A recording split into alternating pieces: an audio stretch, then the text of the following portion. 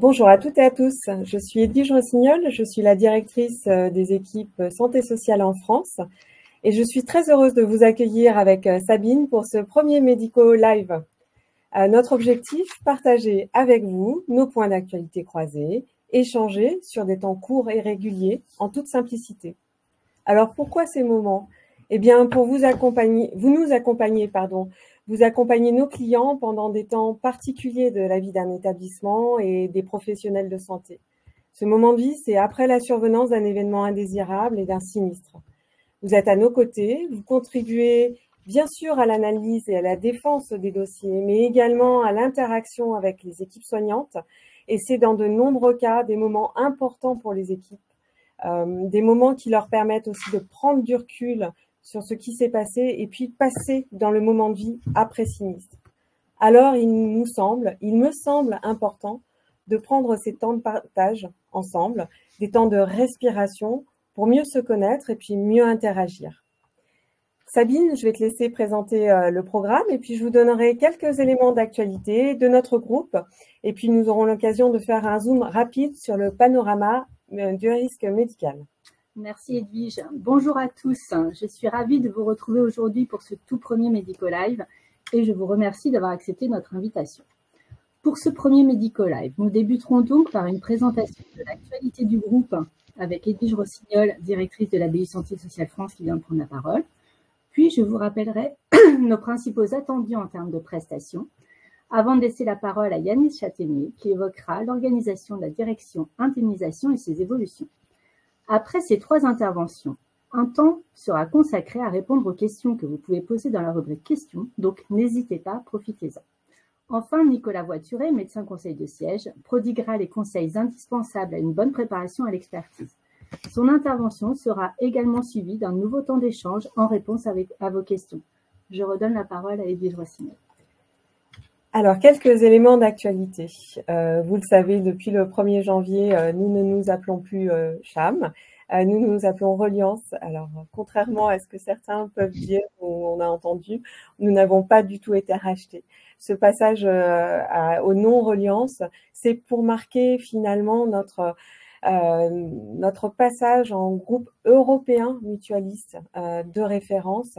Et puis, nous nous sommes transformés en entreprise à mission il y a 2 ans maintenant, et c'était important pour nous de marquer tout ceci, toute cette transformation en passant à ce nom Reliance. On garde évidemment notre ADN mutualiste qui fait nos 100 ans d'histoire et qui fait aussi toute cette accumulation de savoir, de savoir-faire que nous délivrons à nos sociétaires. Et puis, bien, on l'a renforcé, cette ADN mutualiste, avec ce passage à entreprise à mission, avec une raison d'être qui est d'agir et d'innover aux côtés de celles et ceux qui œuvrent à l'intérêt général pour construire un monde de confiance. Et cette mission, elle nous engage, avec une étape complémentaire dans ce cadre. Nous sommes présents en France, ça vous le savez. Nous sommes également présents en Espagne, en Italie, en Allemagne, où nous servons les acteurs du soin en responsabilité civile médicale, mais pas que. Nous avons également élargi nos domaines de compétences puisque nous intervenons en tant que risque manager sur 3 risques. Le risque médical que vous connaissez bien, le risque cyber et le risque RH. Pourquoi ces 3 risques? Parce que le risque médical, c'est notre risque historique. Le risque RH également est un des risques historiques de Reliance pour lequel nous accompagnons nos sociétaires publics et privés en France depuis de très nombreuses années. Et puis le risque cyber, parce que c'est un risque qui est très prégnant au sein des établissements et qui interagit, vous le savez bien, sur la délivrance de l'acte de soin et qui a un impact très très fort sur non seulement les patients, mais également les soignants. Voilà, et la transformation également que nous faisons, c'est bien évidemment nous Nous conservons notre activité d'assurance qui est très très importante et nous l'étoffons pour aller agir sur les causes du risque que sont, et nous l'étoffons du coup pour aller agir sur ces causes du risque avec des actions de prévention et des actions de pilotage. Voilà. Donc, on garde notre socle qui est majeur, celui de l'assurance, et pour encore mieux servir nos sociétaires, nous étoffons nos savoir-faire de solutions de prévention et de solutions de pilotage pour aller agir sur les causes du risque, sur les coûts du risque et bien évidemment sur la sécurité patient. Alors maintenant, si nous faisons un petit zoom sur une publication qui a eu lieu en septembre, c'est la première publication du panorama du risque lié aux soins. Pourquoi cette publication? Pour justement aller travailler sur l'analyse des risques et puis travailler sur ces causes du risque, les partager, parce qu'on est un acteur qui se veut être engagé au sein de l'écosystème pour contribuer à l'amélioration du coût du risque. Donc pour partager cette analyse, l'analyse de ces causes, et puis pour agir ensemble aux côtés des établissements et des soignants. Alors, à retenir en points clés, on pourrait y passer des heures sur ce panorama parce qu'il est dense, il est riche. Je vais juste vous donner quelques points clés. Et puis, si vous le souhaitez, au cours d'autres Medico Live, on pourra revenir sur telle ou telle tendance, tel ou tel point clé pour aller les décortiquer ensemble et puis vous aider aussi dans votre quotidien, tout simplement. Donc, quelques tendances. Près de 50% des réclamations sont des événements indésirables graves. Et ça, ça fait vraiment partie, quand on va aller chercher les causes des réclamations, vraiment partie des choses qu'on souhaite aller décortiquer, aller partager avec les équipes soignantes pour aller agir sur ces causes-là. Donc 50% des réclamations sont des événements indésirables graves et sans surprise, le nombre de sinistres et surtout la répartition par gravité des sinistres, elle n'a pas changé. On est toujours sur 50% de cette sinistralité en chirurgie et puis en obstétrique et aux urgences. Voilà, donc ça, c'est vraiment quelque chose qui n'a pas changé et qui est important. Si on va aller zoomer après sur les secteurs à risque les plus significatifs, le premier, je vous l'ai dit, c'est le plateau technique lourd, dont le bloc opératoire, bien évidemment. Ce qu'il faut retenir sur ce plateau technique lourd, c'est quand on va redécortiquer les événements indésirables graves, on a un never event par jour, tous les 10 jours. Déjà, tous les 10 jours, c'est déjà beaucoup. Donc, on a un never event tous les 10 jours. Et on va aller travailler sur ces causes de never event, que sont en général les erreurs patients au bloc opératoire, les erreurs médicamenteuses et d'autres erreurs. Le deuxième paquet, si je puis dire, de risques, c'est celui qu'on retrouve dans le secteur des soins non programmés, avec en principale cause les erreurs de diagnostic. Le troisième groupe de secteurs à risque, vous le savez, en intensité, il est très connu, c'est celui de l'obstétrique. Et ce qu'il y a à retenir en digest, c'est que plus de 50% des EIG surviennent lors de l'accouchement. Et on a vraiment un zoom très particulier à faire sur le défaut de lecture du rythme cardiaque. Ça, c'est vraiment le point clé. À retenir également, évidemment, le risque infectieux qui traverse tous les risques et tous les événements indésirables et en partie des événements indésirables graves. Et puis, moi, je voulais vraiment faire un focus très rapide sur des facteurs qui favorisent l'émergence du risque. C'est ce sur quoi on travaille, et le premier en particulier, c'est celui du défaut de communication entre équipes.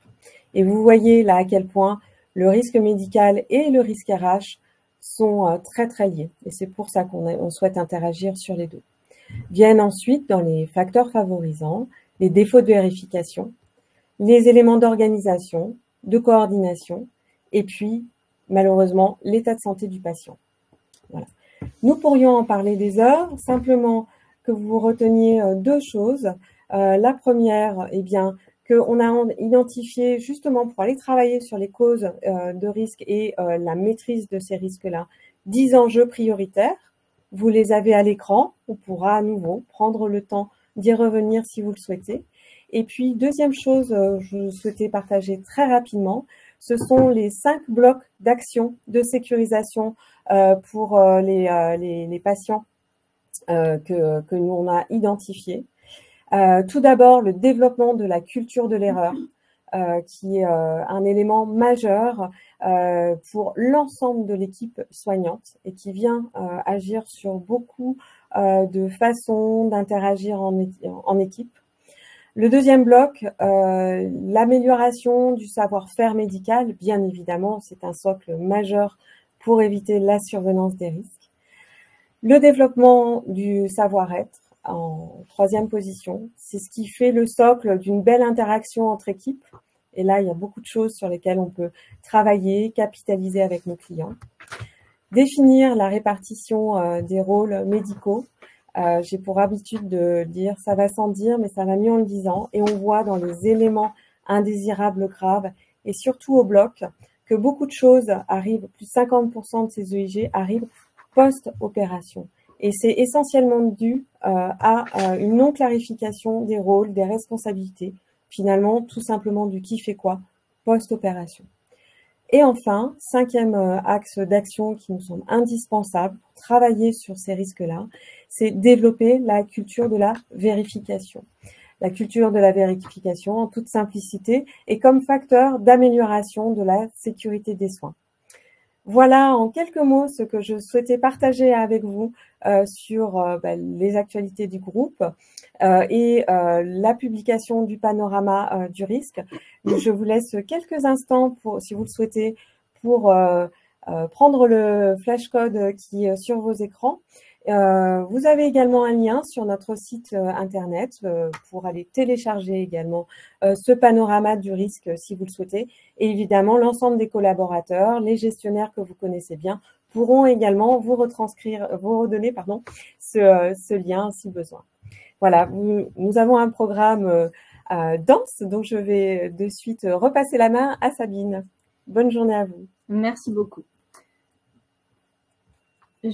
L'objet de mon intervention est de vous présenter, ou plutôt de vous rappeler, je l'espère, les éléments clés d'une prestation de qualité. Quelles sont les principales attentes pour une prestation de qualité? Ces principales attentes, elles sont tripartites. D'une part, vis-à-vis du client, qu'il faut accompagner dans cette épreuve, de la victime, à laquelle il convient d'être très attentif, elle mérite une attention particulière, et bien évidemment au regard du gestionnaire, pour créer une vraie relation de partenariat tout au long du dossier. Vous nous représentez auprès du client dans le cadre des expertises. Donc, de quoi a besoin le client pour se sentir rassuré et soutenu? Il suffit de regarder les causes principales de réclamation client. En effet, 20% des réclamations relatives au sinistre font grief au prestataire d'une préparation tardive ou d'un manque d'accompagnement. C'est pour cette raison que l'on vous demande de contacter notre client 2 fois. Nous avons rajouté cette demande, d'une part, dès le missionnement, en tout état de cause dans les 48 heures après le missionnement, afin juste de vous présenter, de recueillir ses premières impressions, éventuellement, et surtout de programmer le prochain rendez-vous de préparation à l'expertise. Ce premier rendez-vous dans les 48 heures, effectivement, vous n'avez pas le dossier, vous n'avez pas encore préparé, il est juste pour éviter de laisser le client dans l'attente et de s'inquiéter en voyant la date d'expertise s'approcher. C'est pour ça que ce rendez-vous est primordial. Quant à la préparation à l'expertise avec le client qui intervient plus tardivement, elle devra être fixée, on vous le demande, 15 jours au plus tard avant l'expertise. Et si vous avez des difficultés pour joindre le client, surtout, tenez informer le gestionnaire de toutes ces difficultés pour qu'il puisse vous aider et vous accompagner. Outre ces éléments, bien évidemment, il vous appartient de vérifier la complétude du dossier médical. Encore une fois, en cas d'éléments manquants, informez le gestionnaire, mettez-le en copie de vos demandes auprès du client. Quant à la victime, quant à elle, a besoin de se sentir reconnue, entendue dans le cadre de sa réclamation et de comprendre notre position.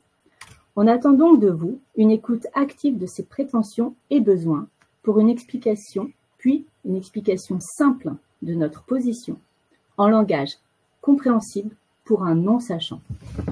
En effet, quand une victime comprend notre position, cela apaise les tensions et ouvre la porte vers une issue amiable et un assouplissement de ses prétentions. Enfin, le gestionnaire, votre mandant, il compte sur vous. Vous êtes ses yeux et ses oreilles. La première chose importante, quand vous recevez une mission, c'est de lire la mission. Je ne vous demande pas de bien la lire, mais juste de la lire. Car en effet, vous aurez très souvent une mission type, mais régulièrement, des précisions seront indiquées dans la mission et c'est vraiment dommage de passer à côté et de ne pas répondre aux attentes du gestionnaire. Quant à la qualité de votre prestation, on attend de votre rapport qu'il contienne tous les éléments pour définir la stratégie la mieux adaptée au dossier. Votre rapport, qu'il s'agisse d'un rapport d'assistance à expertise ou d'un rapport d'expertise amiable, doit donc être clair, synthétique, complet et compréhensible par un non-médecin. Pas un non-sachant, parce que le gestionnaire est juriste, a beaucoup d'informations, mais il est non-médecin. Je précise un point qui peut éventuellement manquer de sens pour vous. Dans votre rapport d'assistance à expertise, pensez surtout à bien évaluer le préjudice, même en cas d'absence de responsabilité médicale. Pourquoi? Parce que au sein de ces différentes missions, le gestionnaire doit provisionner son dossier, être prudent, tenir compte du risque. Donc, cette information est primordiale pour lui. L'intérêt d'un bon rapport, c'est également que le gestionnaire aura toutes ces informations et ça vous évitera de répondre par la suite à des demandes de précision complémentaires. Donc, c'est dans l'intérêt de tout le monde. Outre la qualité du rapport, le respect des délais est un élément essentiel pour le gestionnaire. Ça lui permet de fluidifier sa gestion et d'éviter toute dérive du dossier en judiciaire quand la victime nous relance et reste dans l'attente de notre position. Nous vous demandons donc la plus grande vigilance sur ces délais. Juste pour rappel, une mission d'expertise, une expertise amiable doit être fixée dans un délai de 3 mois à compter du missionnement. On sait que vous avez des agendas surchargés. Peut-être que ce délai sera un peu dépassé, mais il faut fixer la date en tout état de cause le plus tôt possible. Concernant le rapport d'assistance à expertise, vous devez l'envoyer dans les 15 jours après l'expertise. Encore une fois, si vous avez du retard, à titre exceptionnel, ça peut arriver à tout le monde et on l'entend sans aucune difficulté. Mais l'important, ce qui est primordial, c'est d'en informer le gestionnaire. Ce qui est inacceptable, c'est que des demandes ou des relances du gestionnaire restent sans réponse. Donc, contactez-le, donnez-lui un délai ou expliquez-lui la cause de ce retard. Une prestation de qualité, c'est bien évidemment le gage d'évaluation satisfaisante et de missionnement futur. Donc, je vous remercie de toute l'attention que vous porterez à ces éléments et qui permettent d'optimiser votre investissement. J'en ai fini avec les éléments d'une prestation de qualité et maintenant, je souhaite faire un focus sur l'évolution des outils ainsi que de quelques conseils d'utilisation. Vous le savez, le dossier médical, maintenant, il ne vous est plus jamais envoyé sous format papier. Il est disponible dans Presto. Donc, soit le client nous le dépose dans son espace client et vous y avez accès dans Presto, soit nous le recevons en papier, nous le numérisons et nous le mettons à votre disposition dans Presto. Un petit rappel pour Presto, vous avez c'est très simple, mais regard des demandes, je pense que c'est important. Si vous avez des identifiants de connexion, un identifiant, un mot de passe, si jamais vous les oubliez, pas de difficulté, vous me contactez, je vous communique votre identifiant et ensuite vous cliquez sur mot de passe oublié pour recevoir un nouveau mot de passe. Après, pour l'accès au dossier médical, comme c'est très sécurisé, vous avez un mot de passe provisoire, donc surtout vous avez 5 minutes pour le rentrer, mais vous avez l'habitude de procéder à ces connexions. Je vous informe, pour certains qui n'ont pas cette nouvelle information, qu'un nouveau rapport d'assistance expertise sera disponible rapidement dans les quelques semaines à venir. En effet, on a tenu compte de vos réclamations, de vos remontées concernant l'utilisation du rapport d'assistance expertise sous format PDF, qui était parfois un peu complexe. Donc, nous avons créé un nouveau rapport d'assistance expertise numérisé en format Word qui remplacera l'ancien. Il est beaucoup plus simple, plus intuitif, l'utilisation est simplifiée et il suit le déroulé d'une expertise. Je laisse maintenant la parole à Yanis Châtaignier, responsable de l'équipe Sinistre Complexe, qui vous présente les évolutions de la direction indemnisation et de la gestion des dossiers forts enjeux. Merci à tous. Merci Sabine, bonjour à tous. Je vais vous présenter un peu l'organisation actuelle de la direction indemnisation qui, vous le verrez, a beaucoup évolué ces derniers temps. Je vais aussi vous parler de notre philosophie de gestion.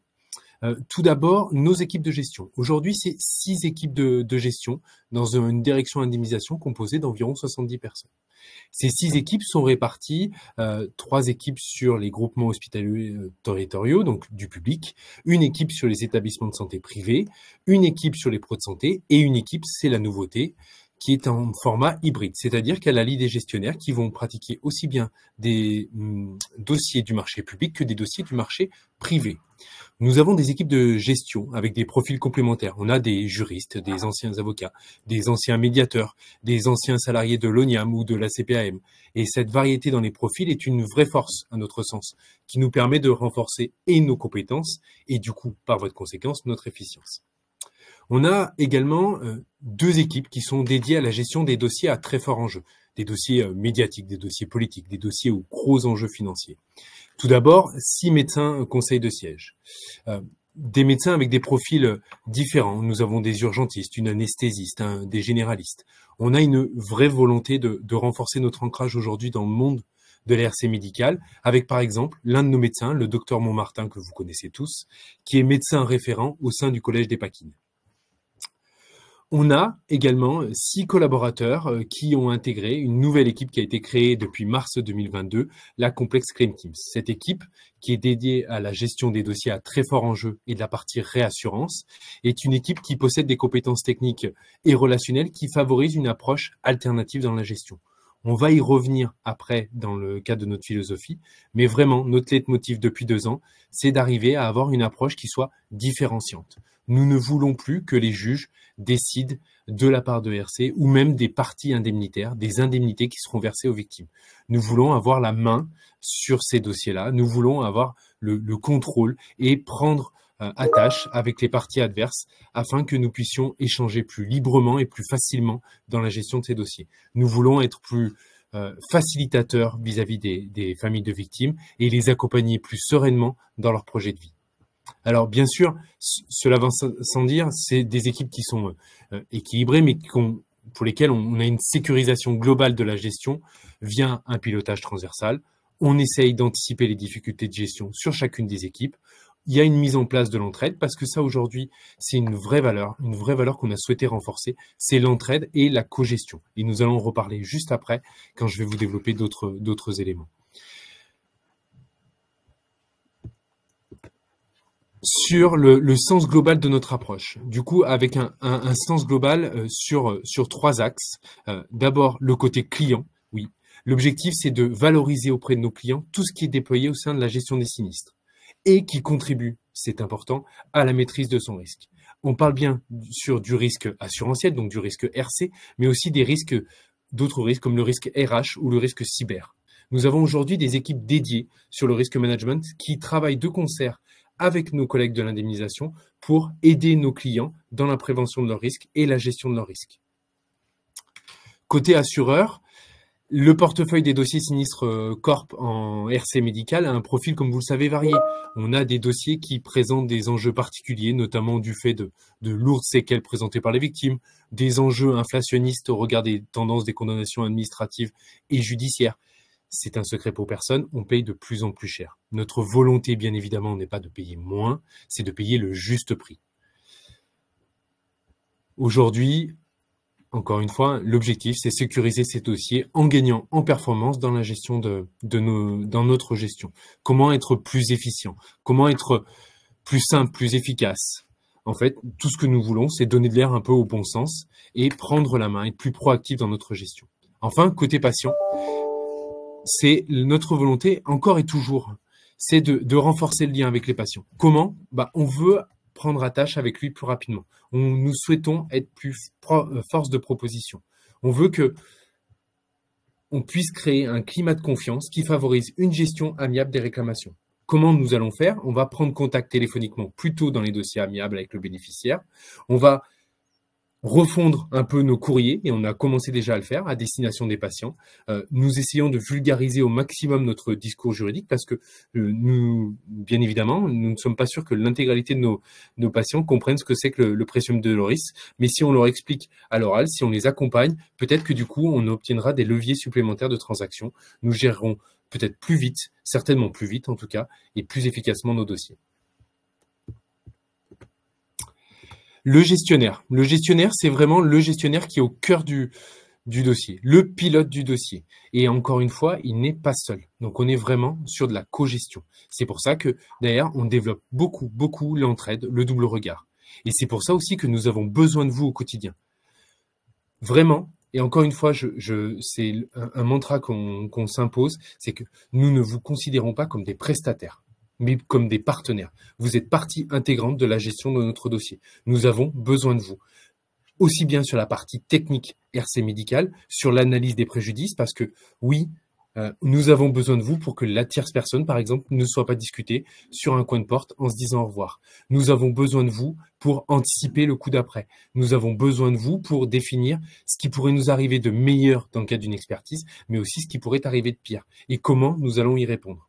Et ça, c'est un vrai travail et un vrai changement aujourd'hui qu'on inculque. On est vraiment dans une relation de co-gestion. Et c'est pour ça que nos médecins conseils de siège, à l'instar du docteur Voituré que nous avons avec nous aujourd'hui, sont présents aujourd'hui pour nous aider, pour nous accompagner et pour qu'ensemble, on définisse la stratégie qui nous semblera la meilleure pour nos dossiers. Une organisation qu'on a fait évoluer et grandement. Tout d'abord sur nos formations. Il y a eu un déploiement de formations sur mesure qui était destiné à consolider un socle de compétences et de redonner un peu de sens à nos pratiques métiers. C'est un vrai investissement aussi bien humain que financier pour notre mutuelle et c'est un vrai changement dans les pratiques. Des formations qui ont eu lieu, qui ont été dispensées à l'intégralité de nos collaborateurs de la direction indemnisation, managers compris, sur 2 gros volets. D'abord le savoir-faire, avec des formations qui ont lieu tout au cours de l'année, des formations techniques animées par des opérationnels, donc par des membres de la direction indemnisation, à destination des membres de la direction indemnisation. On veut que ce soit des opérationnels qui forment des opérationnels. On a par exemple des anciens salariés, des anciens membres de la CPAM qui sont venus aujourd'hui nous former sur l'analyse des créances. Comment est-ce qu'on pouvait reconnaître des créances qui avaient été amendées par la CPAM? Comment est-ce qu'on pouvait reconnaître des frais de renouvellement d'appareillage qui avaient été modifiés, etc. C'est aujourd'hui une vraie force et une vraie plus-value pour nos équipes dans notre gestion. Le savoir-faire, ça passe aussi et encore et toujours par un renforcement du double regard et des partages d'expérience. Ce n'est pas du flicage, c'est vraiment de la co-gestion. Et on essaye aujourd'hui de s'entraider entre collaborateurs pour se dire, tiens, j'ai eu un dossier avec une particularité, mais peut-être que l'un de mes collègues a eu la même particularité dans un moment avant. On est vraiment sur de l'entraide et de la solidarité. On a mis en place des réunions aussi avec des collaborateurs qui gèrent les dossiers médians ou les dossiers à fort enjeu, donc les experts techniques et les membres de la Complex Claim Team. L'idée, c'est qu'on puisse partager sur des dynamiques qui sont déployées sur les dossiers à fort enjeu, sur la sécurisation de nos dossiers et les démarches de négociation. On parle aussi bien des réussites que l'on a obtenues, et nous en obtenons de plus en plus, mais aussi des difficultés que nous avons pu rencontrer sur nos dossiers. On échange sur les différentes pratiques qu'ont les médecins experts, les experts judiciaires ou des avocats de recours qui sont parfois quelque peu vindicatifs. On a eu aussi un gros pavé de formation sur le savoir-être. Tous nos collaborateurs ont eu une formation qui leur a appris qui leur a permis en tout cas de développer des compétences favorisant des approches transactionnelles différenciantes. Alors, qui sont passés par 3 axes, la gestion des émotions vis-à-vis du stress, l'écoute et l'expression et la communication vis-à-vis d'un client ou d'une victime, et la prise d'initiative. Parce que, évidemment, la prise d'initiative doit être au cœur de notre philosophie. Nous voulons aujourd'hui rechallenger nos pratiques, capitaliser sur ce qui marche bien et peut-être amender ce qui marche moins bien. On veut se rechallenger. On veut vraiment se dire, est-ce que je pourrais pas faire autrement et mieux ? Et en 2024, du coup, parce que c'était un gros pavé de formation qui a eu lieu en 2022 et qui a été prolongé sur 2023, l'idée en 2024, toujours, l'objectif, c'est de capitaliser sur cette dynamique pour aller encore plus loin dans notre démarche. Notre démarche, encore une fois, c'est d'avoir la main sur nos dossiers. On veut être proactif, on veut avoir la main. Nous avons développer, et vous le voyez sur le changement de nos pratiques, le développement des staffs médicaux. Qu'est-ce que c'est qu'un staff médical? C'est un échange qui a lieu entre les gestionnaires, les managers, mais aussi l'intégralité de nos médecins conseils de siège, donc les 6 médecins conseils de siège, où, à l'occasion de ces staffs, nous analysons aussi bien vos rapports, et on les met en parallèle des rapports d'experts judiciaires ou CCI que nous avons reçus. L'idée, encore une fois, c'est d'anticiper des différents scénarios, anticiper le meilleur scénario possible et ainsi bien le pire scénario possible et comment est-ce que nous allons pouvoir y pallier. On a mis en place depuis bientôt 2 ans les comités sinistres qui nous permettent d'avoir un échange sur la stratégie qui sera menée dans les dossiers. Ces réunions, ces comités ont lieu en présence du Head of Claim, donc de Monsieur Diego Amirabile, du directeur juridique, de moi-même, de Stéphanie Dutrieux, la directrice indemnisation, et du gestionnaire, où on vient aussi bien partager notre analyse sur la stratégie RC pure que sur la partie aussi transaction et stratégie indemnitaire. Au stade de l'expertise, et notamment je vais faire un zoom sur les dossiers à fort enjeu, nous avons essayé de renforcer toujours cette co-gestion. Donc on veut avoir un partage en un monde d'expertise. Le partage, il a lieu entre notre gestionnaire, bien évidemment, vous qui allez aller à l'expertise, notre médecin conseil de siège, notre avocat, mais aussi le client et dans la mesure du possible, le praticien. Ces réunions qui ont lieu à peu près 10 jours avant l'expertise nous permettent de nous challenger sur le dossier, les analyses respectives que nous aurons pu en faire et les issues possibles de l'expertise. Et surtout, comment nous souhaitons aborder certains aspects de l'expertise. C'est une vraie force et en fait une anticipation des événements ou des cas qui pourraient se produire lors des expertises.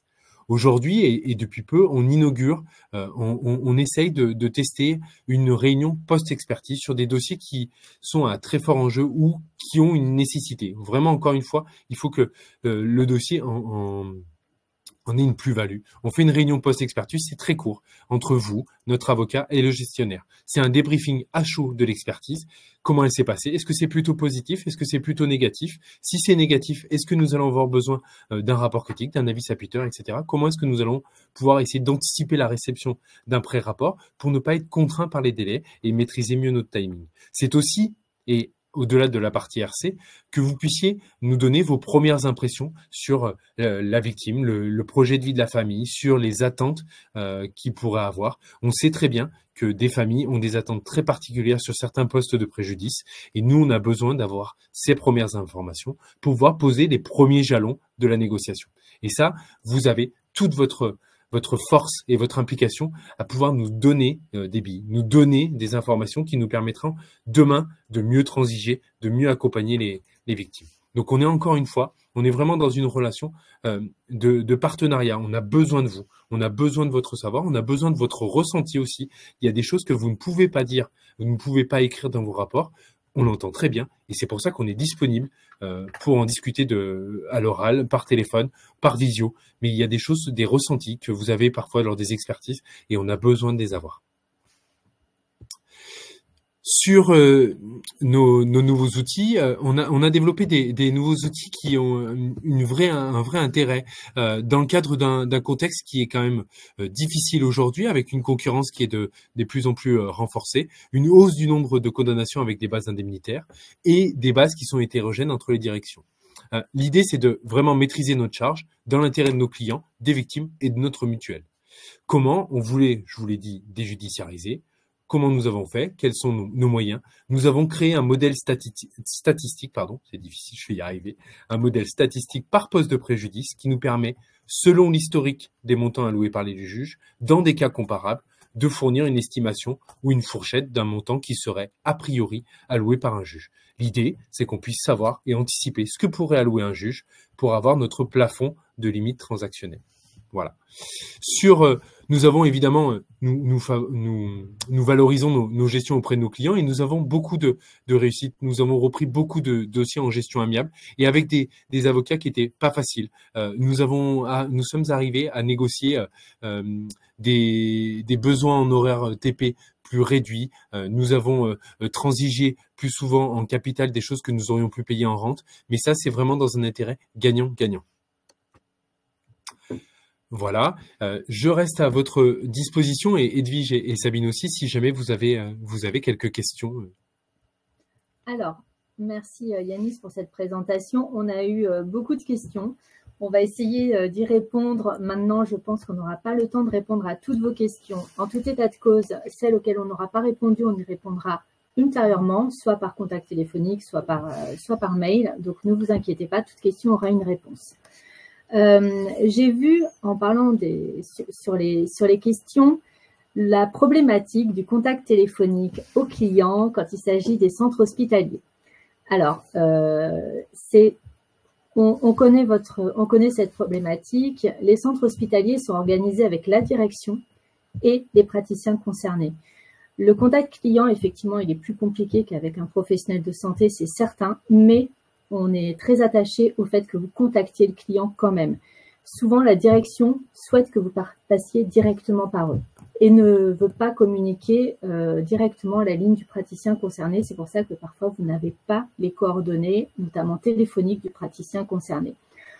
Il faut savoir qu'il y a quand même une évolution. On demande à nos clients, lors de leur déclaration de sinistre, qu'ils nous communiquent les lignes directes et les mails des gens à contacter. Mais parfois, ils maintiennent la ligne directe de la direction. Et parfois, effectivement, on n'a que le standard, mais on s'attache à faire évoluer ces pratiques. Est-ce que vous avez des points à rajouter ?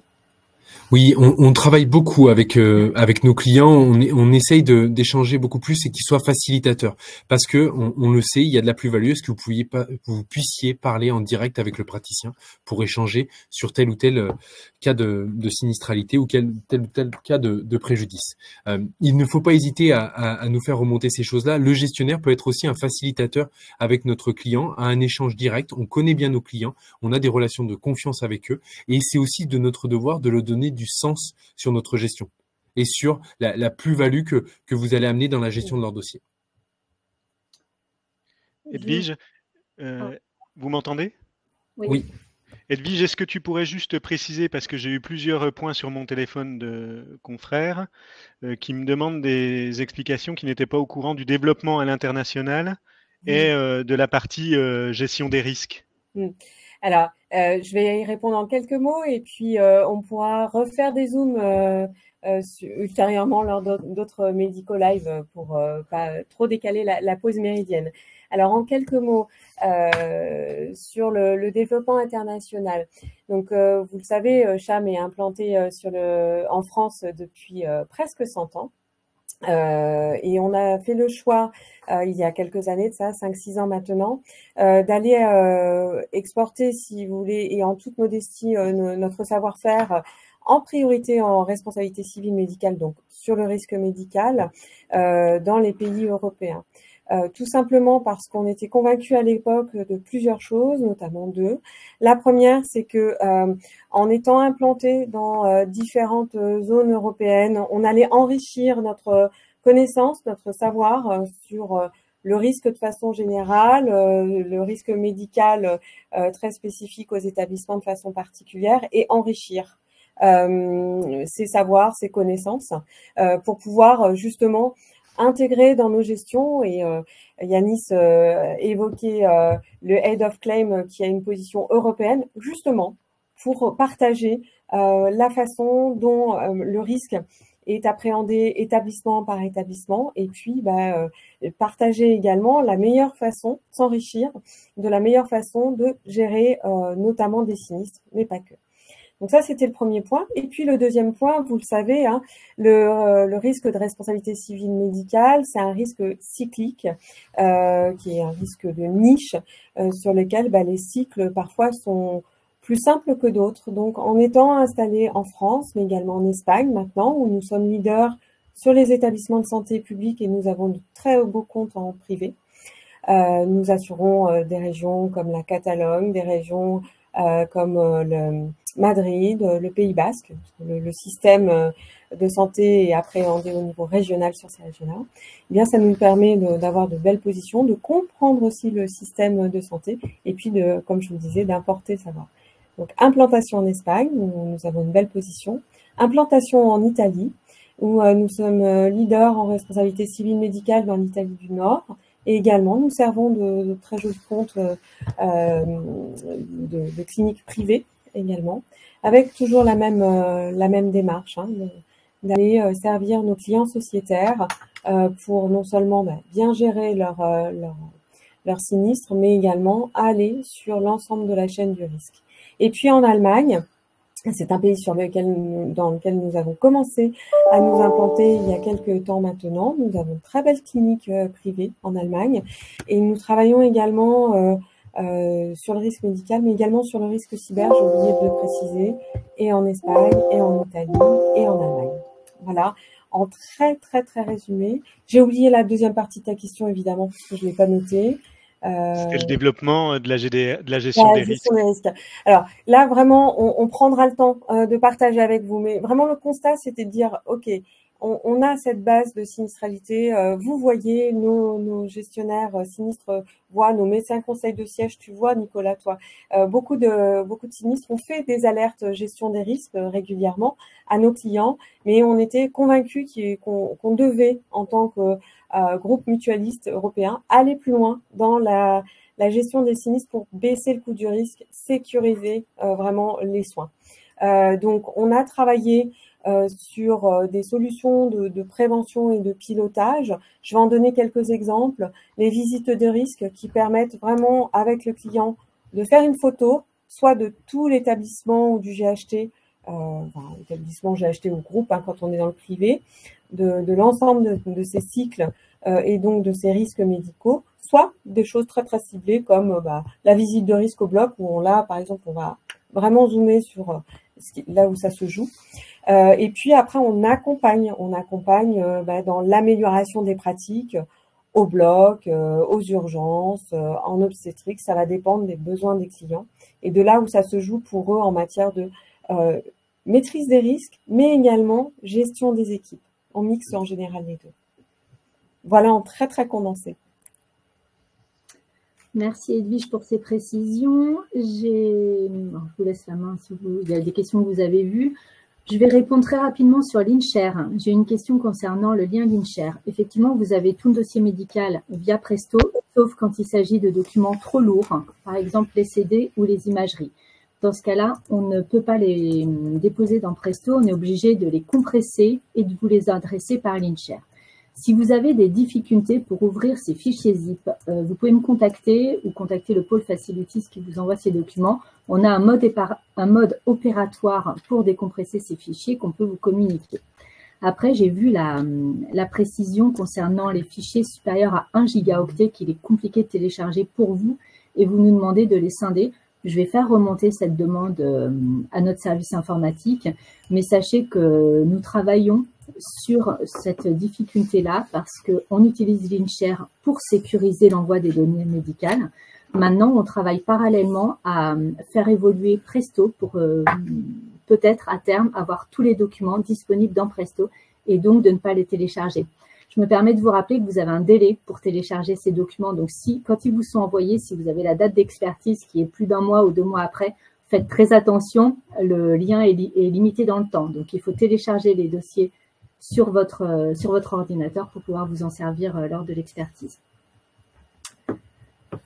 J'ai vu également une question, après je vais donner la main à Nicolas Voituret, sur le préjudice, quand l'expert judiciaire n'a pas évalué le préjudice en expertise et que nous, on vous demande de l'évaluer, on vous demande votre avis. Voilà, faites le maximum pour donner l'information au gestionnaire. Le gestionnaire pourra s'en servir pour évaluer au plus tôt son dossier, même dans l'attente du rapport d'expertise judiciaire. Je vous remercie, on continuera les questions plus tard et je laisse la main à Nicolas Voituret qui fait un focus sur la préparation à l'expertise. Donc bonjour, je suis Nicolas Voituret, je suis un des 6 médecins de siège et suis particulièrement affecté aux professionnels de santé libéraux. Je vais vous faire un topo sur la bonne conduite d'une assistance à expertise en partant de façon chronologique à la phase avant l'expertise, puis la phase pendant l'expertise et ensuite la dernière après l'expertise.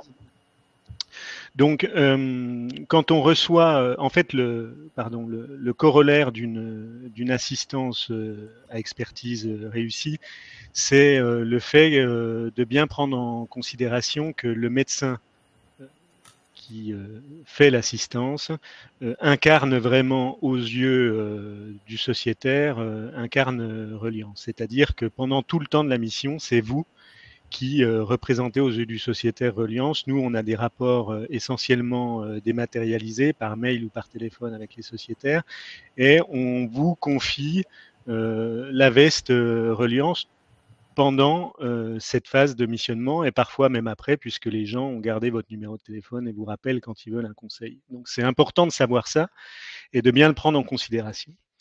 Une fois qu'on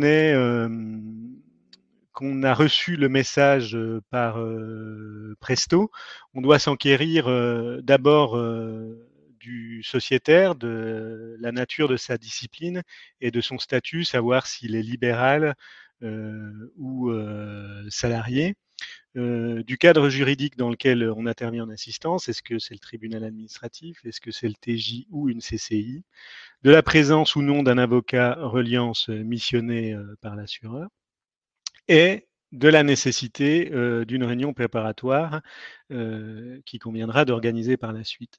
Également, des éventuels connexes dans le dossier. Les connexes, qu'on appelle les connexes en assurance, ce sont les autres assurés Reliance, parce que il faut les identifier pour ne pas faire d'impair pendant l'expertise sur une préparation, sur une assistance, pardon, pendant l'accédite. C'est quand même mieux de savoir quelles sont les parties et quel est leur assureur. Et puis, on défend quand même dans une stratégie de défense à l'acte, c'est-à-dire qu'on défend un acte de soin dans sa globalité et non pas en jetant la pierre dans le jardin du voisin. Ça, c'est la première chose quand on reçoit la mission Presto. Ensuite, avant l'expertise, donc comme l'a dit Sabine, dans les 48 premières heures, on conseille de prendre contact avec le sociétaire pour qu'il puisse tout de suite vous identifier, qu'il sache parfaitement que un médecin a été désigné en assistance et qu'on puisse déjà rassurer le sociétaire. Le sociétaire, souvent, c'est un naïf en expertise et il confond civil et pénal, donc il y a beaucoup d'appréhension chez le médecin qui est mis en cause et il faut savoir, même si on n'a pas préparé l'expertise et qu'on n'a pas pris connaissance du dossier médical, mais au moins on lui dit j'ai encore pas reçu le dossier médical, c'est moi qui suis affecté à votre dossier. On sait grosso modo qu'on intervient ou en CCI ou au tribunal, donc on peut déjà le rassurer sur comment ça se passe, quels sont les tenants et les aboutissants d'une mise en cause au civil, et bien de faire la part des choses entre ces angoisses qui peuvent relever d'interprétations de sa part s'il confond avec du pénal. D'accord. Donc ça, c'est tout de suite dans les premiers jours de la réception de la mission. Une fois qu'on a analysé le dossier médical, qu'on a reçu par l'INSHARE ou autre, ou en 2 formats zip, on l'analyse naturellement et on rappelle le sociétaire pour discuter du faux du dossier d'une part et d'autre part dégager les axes de défense en l'accompagnant un petit peu, enfin en l'invitant un petit peu dans notre analyse, même si c'est vous qui êtes sachant en médico-légal et qui avez le lead de par vos compétences sur les axes de défense. Mais il faut quand même qu'il soit informé et qu'il participe à la défense. D'accord. Et on lui explique les règles expertales parce qu'elles sont particulières, la relation triangulaire, pour pas qu'il soit surpris lors de l'accédite. Ce qu'on rappelle également dans les 15 minutes avant l'accédite où on se présente auprès du sociétaire et on renouvelle très synthétiquement comment fonctionne une expertise. Et si on connaît un petit peu l'expert, puisque beaucoup d'entre vous ont une grosse expérience en RC médical et connaissent un petit peu les experts, au point de savoir comment ils vont réagir et ils peuvent même anticiper certaines analyses médico-légales. Donc c'est bien aussi d'en faire part aux sociétaires avant l'expertise.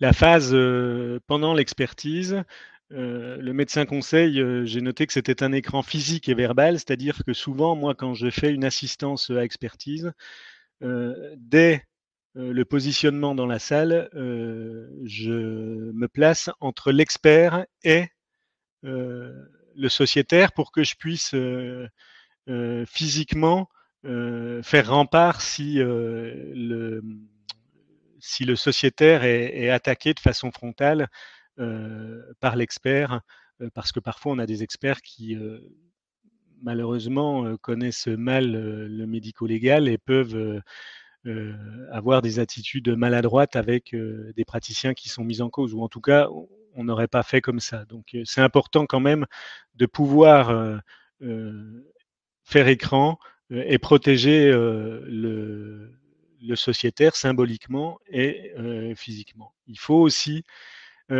savoir donner la parole aux sociétaires, parce que parfois ils se déplacent aux expertises et ils s'aperçoivent qu'ils sont complètement exclus du débat et il en ressort une certaine frustration. Donc il faut les faire participer.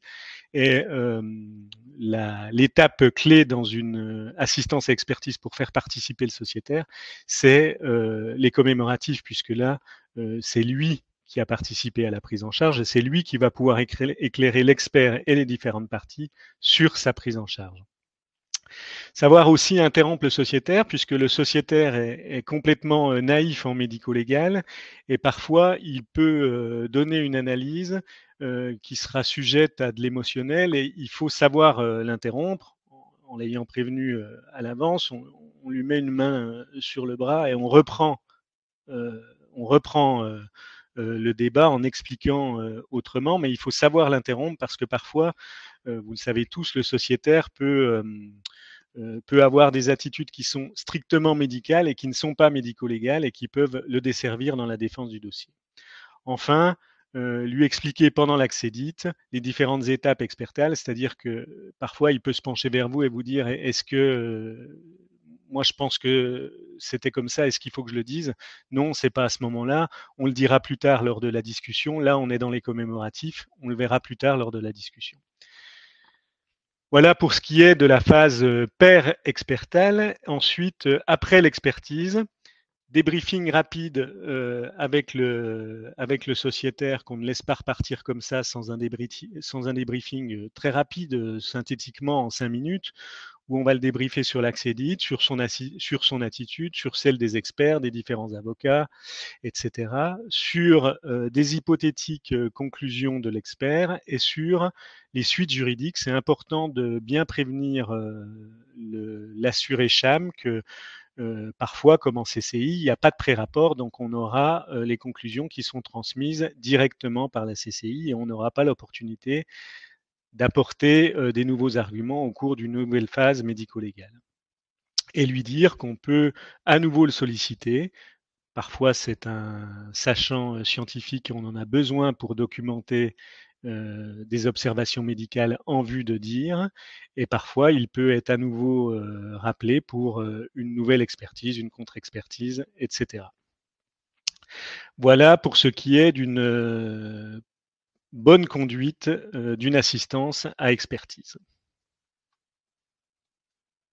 Est-ce que vous avez des questions ?